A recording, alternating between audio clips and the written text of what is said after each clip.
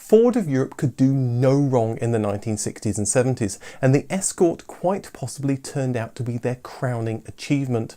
While many think of the Mini as the car that got Britain moving, the Mini only sold 5 million cars worldwide over its entire life. The Escort sold almost 5 times that amount in a shorter period of time.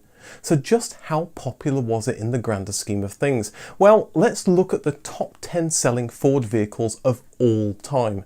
At number 10 with 5 million sold is the LTD, a staple saloon for Americans in the 1970s. At 9 is the American family saloon of the 80s and 90s, the Taurus, with 8 million sold. At number 8 is the Explorer with 8.2 million and counting, arguably the new large family car for the 21st century. Number 7 isn't even a car, the Ford Transit, the van that transports the world's stuff around, with almost 9 million sold. And if you want to see a video on it, click on the link above. Just ahead on sales and a completely different vehicle is Ford's 1960s American muscle car that's gone through so many different versions, the Mustang, with 9.3 million sold. But now we see just how influential European and world cars have been. At number 5, the Ford Focus at 13.6 million. Number 4, yes, only number 4, is a car that some may have thought would have topped the charts, the Model T Ford at 16.5 million cars. And for the time, that was a phenomenal figure. But just recently passing it on sales as a car about the same size but thoroughly modern, the Fiesta with 16.6 million as of the end of 2019. Number 2 is the subject of this video, the Escort, with 24 million cars sold. And it shows that even though the Focus has been around for 22 years, it still has some way to go until it passes its predecessor. But at number 1 and way out in the lead is the vehicle that gets America moving, the Ford F-Series truck at 41 million. But we're not here to talk about trucks. This is the phenomenal Ford Escort story.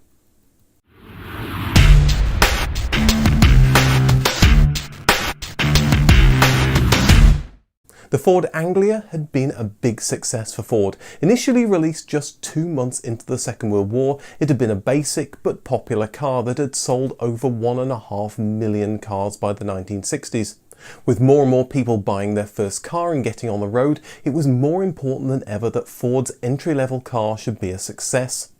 Reducing costs were key to selling a car more competitively, and Ford was keen to stop designing essentially the same car for different European markets. The first joint development between Ford of Germany and Ford of Britain was the Transit in 1965. It was decided the Anglia update would be the second European vehicle, although it would be developed exclusively by Ford of Britain. The new car was initially intended to be a Ford Anglia update, but as Ford started seeing this more and more as a pan-European model, they renamed it to the Escort, a name that they felt would work better. Like so many names Ford used, this one was recycled from the Escort 100e, an estate version of the Anglia in the late 1950s. The new car would get upgrades that were becoming standard on larger cars at the time.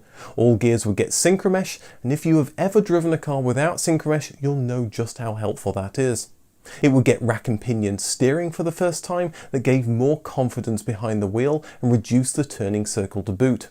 Ford would add its Aeroflow system from the Cortina to keep the interior fresh for longer drives. The Anglia had taken styling cues from 1950s American cars, and the new car would do the same from newer 1960s models. It would get its trademark dog bone grille and a Coke bottle rear profile that was becoming fashionable. A similar shape would be used by the Cortina and the Capri just a couple of years later on. During the design, Ford were careful to keep the retail price in line with that of the outgoing Ford Anglia to ensure that it would retain all of those happy customers. And they were largely successful, with only a small price increase over the old car. The basic first generation Escort wasn't fast. It got to 60 in 22 seconds, but fast wasn't what customers were looking for. They wanted a car that would start in the morning and get them to where they wanted to go for a reasonable price, and the Escort delivered in spades. And it was a full 7 seconds faster to 60 than the outgoing basic Anglia, thanks to the new cross-flow variant of the 1.1 litre Kent engine. It was the perfect companion to Ford's other 1960s car that was taking the world by storm, the Ford Cortina, and for years both cars would duke it out at the top of the UK charts for the most popular car. It took time to gain traction on the continent, where German customers preferred their Opels, French their Renaults, and Italians their Fiats. Although the Escort had a similar suspension layout to the last Ford Anglia, Ford had tuned it so it handled much better through the corners. Reviewers at the time called it a night and day difference. So when Ford decided to put a sporty engine in the car and go racing, it started winning almost right away.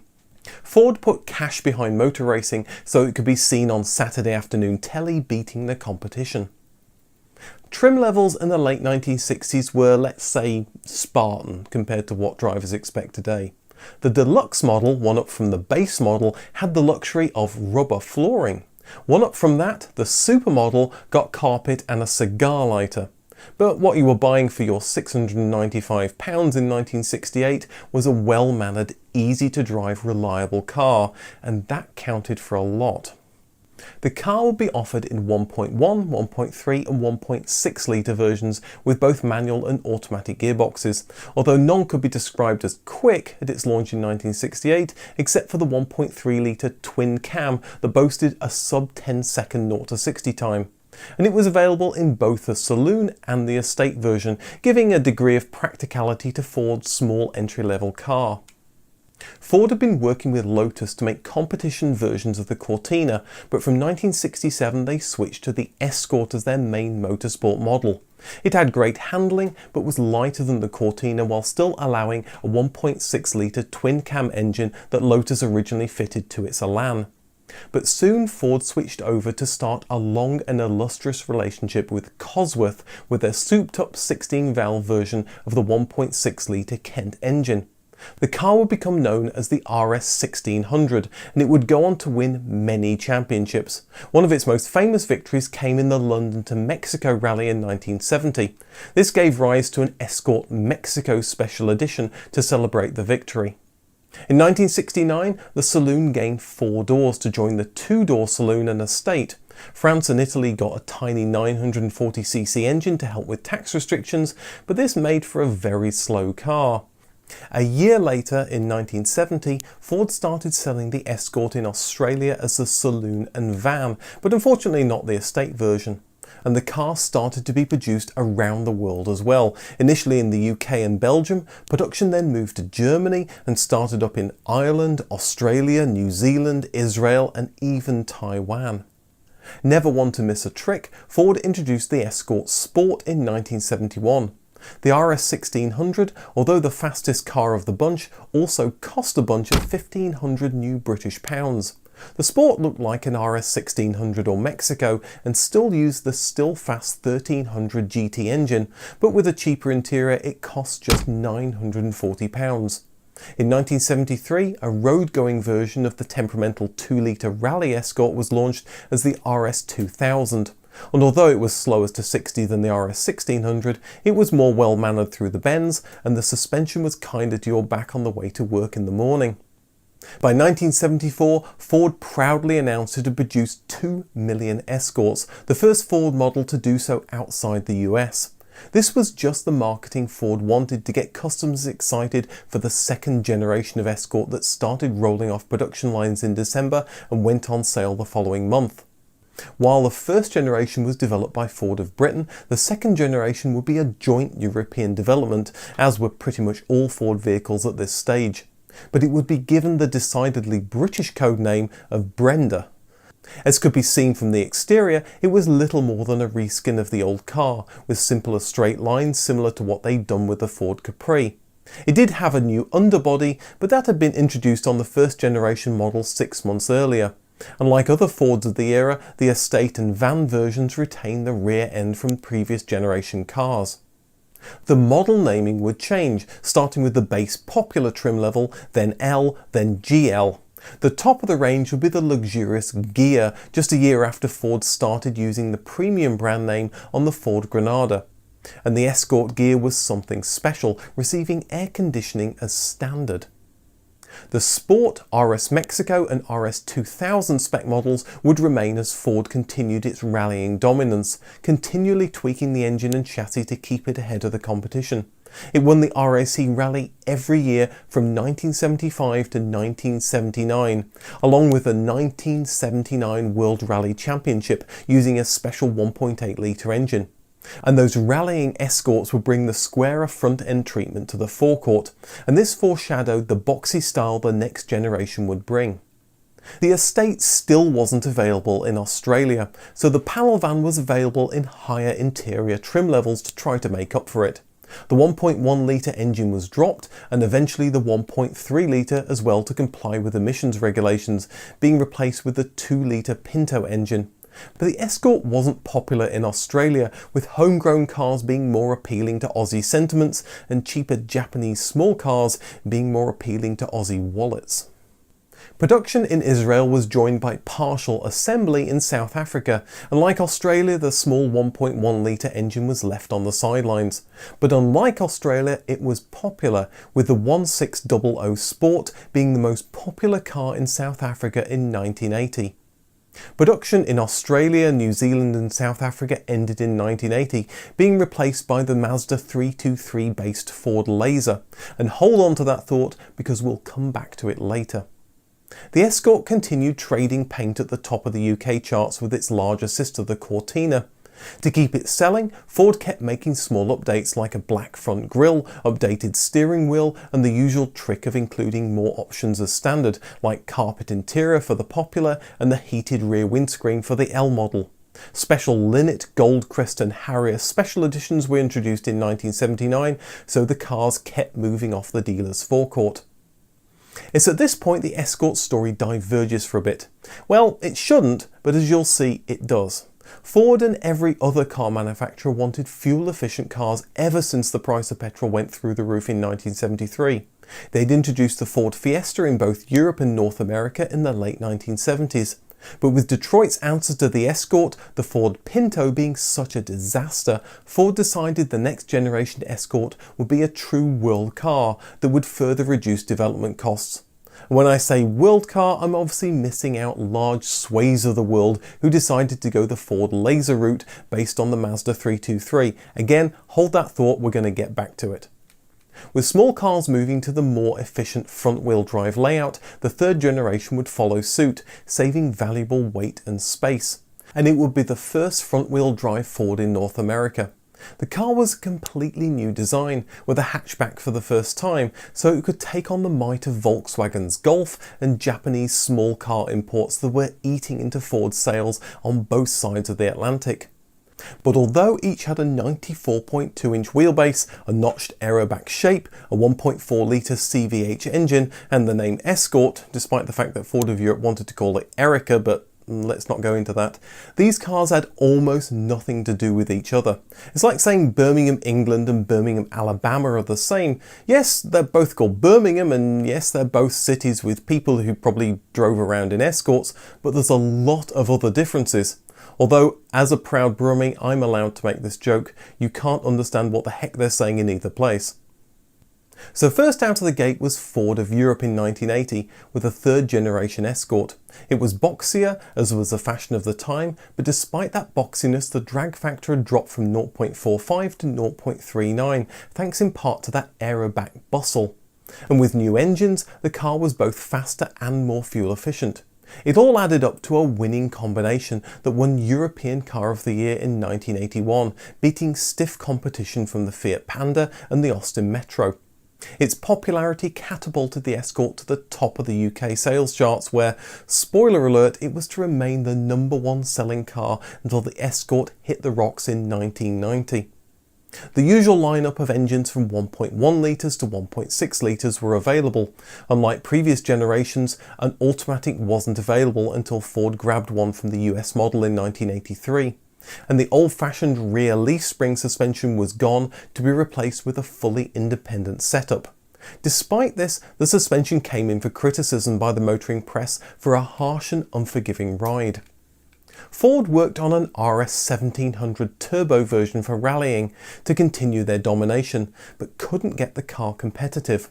With the four-wheel drive Audi Quattro sweeping titles, Ford started from scratch, making the mid-engined RS200 in 1984.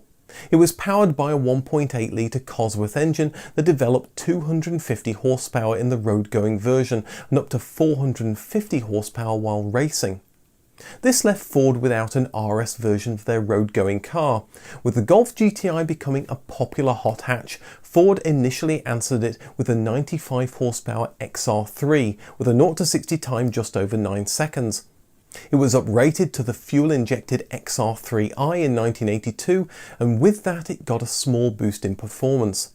In the hot hatch 1980s, the XR3i and the smaller Fiesta XR2 were some of the most desirable cars to get.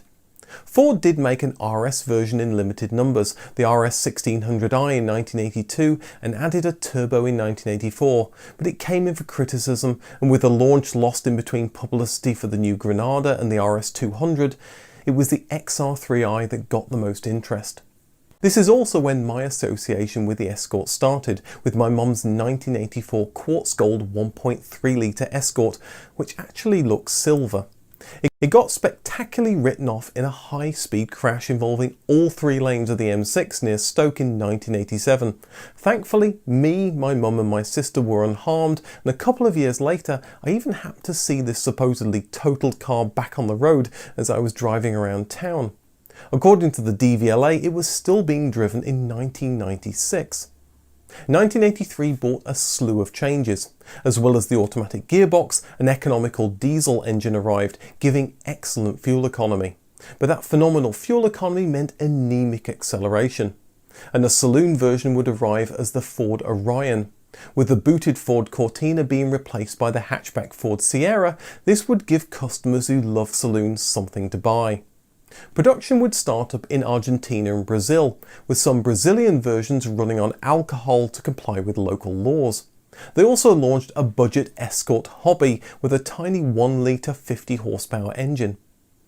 Ford had been customising the Escort platform ever since its release in 1968, turning it into a small van. By 1983, the Escort was so common on the roads that Ford was selling high-end open-top cabriolet versions to wannabe yuppies, perfect for those cold winter ski trips. It's amazing how Ford could sell essentially the same car to so many different types of people. The third generation of Escort had sold phenomenally well, especially in the UK where 1.5 million of them were on the roads. So the fourth generation in 1986 was just a tweak on that winning formula. Like the second generation, it was little more than a reskin of the third generation car, although as Ford kept improving the car year on year, it was of course an improved car from the 1980 version. The internal Ford codename was Erica 86, playing on the Erica codename they'd given the third generation car. The styling took cues from the recently released Granada and included ABS for the first time, along with an updated dashboard and air conditioning for South American models. The Orion got a similar makeover. In general, the car was tweaked all round to keep it competitive, and competition was hotting up, with Vauxhall recently introducing the Astra, Volkswagen updating the Golf, and Peugeot producing the 309 with a similar Escort rear bustle. By now the Escort was being produced in vast quantities around Europe and South America, and the hot hatch and yuppie cabriolet version collided with the XR3i cabriolet. But with the top shorn off, the body didn't have the rigidity to handle tight twisting roads. And on the other end of the spectrum, it got a larger improved 1.8 litre diesel engine. Everything was coming up roses for the Escort by the late 1980s as they prepared for the fifth generation, but it was all going to go very, very wrong. But before we get there, how did the North American Escort fare? It debuted just a month after the European model in 1980, along with a Mercury Lynx version. It was a car for the sophisticated woman around town, or for the sophisticated man around town who's just driven into the wilderness. Like the European version, it was both a hatchback and a station wagon. As was befitting American Fords at the time, it used a lot of chrome and occasionally wood, along with a migraine-inducing interior. The 1.6 litre engine it shared with the European model would be the smallest engine, but Ford would add a 1.9 litre engine and there would be the choice of a manual or an automatic. It would be joined by a 2 litre Mazda diesel in 1984. Like the European version, it was an instant success. If you believe Ford marketing, it was the #1 selling car between 1982 and 1988. But that's lightly stretching the facts a little. But from the data I found, it was indeed one of the top selling passenger cars during the 1980s. While Europe got the sporty XR3, North America got the GT model. But with a 0 to 60 time of 11.2 seconds, it wasn't going to set the world on fire. But the GT Turbo, introduced in 1984, did manage to get that down to 9 seconds. The Escort also gained a second model from the same platform, the EXP or the Mercury LN7, a two-door lukewarm sports coupe. In 1985, the North American Escort got a facelift, and another in 1988, and the 1.6 litre engine was dropped. But sales were starting to decline as customers moved to larger family sedans. Ford needed a new model and looked to its partner Mazda. The first fruits of this relationship was the 1987 Mercury Tracer, replacing the Escort-based Mercury Lynx. Both the Escort and the Tracer were replaced in 1991 by a car based on the Mazda B platform, just like the Mazda-derived Ford Laser that had been sold in the 1980s in other parts of the world. And Ford Lasers in those regions would essentially be the same car as the North American Ford Escort and Mercury Tracer. So you could call the 1990s Ford Escort and Laser a world car if you don't include Europe. The new version was styled to look like a small Ford Taurus that was popular at the time. It got a restyle in 1997, and Ford took another crack at making a sporty two-door coupe with a 2-litre 130 horsepower Escort ZX2 model with a much improved 0 to 60 time of 7.4 seconds. But none of these updates brought back the sales success of the 1980s as customers moved back towards SUVs, trucks and minivans, and the North American Escort bowed out in 2003. But let's get back to the European Ford Escort. When we left it, Ford was riding high in the late 1980s with seemingly every man and his dog buying one. With this, Ford did a major update for the 5th generation in 1990. The suspension was simplified from being fully independent to using torsion bars. The existing engines were carried over from the old car, as the new Z-Tech engines wouldn't be ready for another couple of years. The car would get more options as standard than ever before, even on the base models. But all those changes and extras made for a heavier car, around 100 kilograms heavier. Imagine two identical Escorts in a drag race. Now throw 100 bags of sugar into the back of one of them. Which one's going to win? This was a major disadvantage to the car, and it showed not just in straight line performance, but in handling with the inferior torsion bar suspension. Motor critics gave it scathing reviews, and they weren't fans of the bland styling update either. The Escort's run as the most popular car came to an abrupt halt the year the 5th generation was released. The new #1 was the Fiesta, and Ford would take notice, working hard behind the scenes to make it right. Okay, I've brought in a special guest, Mrs. Big Car, to settle an argument that's been going on for over 20 years. Say hi, Mrs. Big Car. Hi, Mrs. Big Car. When we met, I had a rather amazing 1989 red 4th generation Escort. Mrs. Big Car, on the other hand, had a rather awful 1991 black 5th generation Escort. So we're both going to give you a short pitch on why our car was the best, and you get to decide who's right. First of all, my 1989 4th generation was the culmination of the 1980 front-wheel drive model that sold by the bucket load because it was so good. It had the 1.3 litre HCS engine from the Fiesta, the latest version of the long-running Kent engine. It never gave me a day of trouble. While we were going out, I had the chance to drive both cars back to back, and boy did the 5th generation wallow on a twisty A road, and it felt so much slower. Plus black? Really? Have you ever tried to keep a black car clean? I put it to you that the 1989 Escort beats the pants off any Escort from 1991. Okay, over to you, Mrs. Big Car.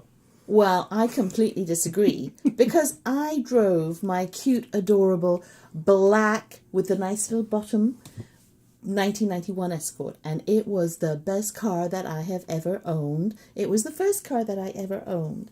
And my argument is quite simply, my car had everything that his car had, only it jazzed. Jazzed. Really? And in addition, boom, that's for the comment about black. Boom. That's for the comments that you had about my car. Are we going to have a cotton ball fight? No, I'm just going to make you first. So that's your argument? No, yeah, because my car had everything that your car had, right? But in addition, it had a much better contoured body, and so it really drove with comfort and security, and really anything that a person of discerning taste, comme moi, would really appreciate.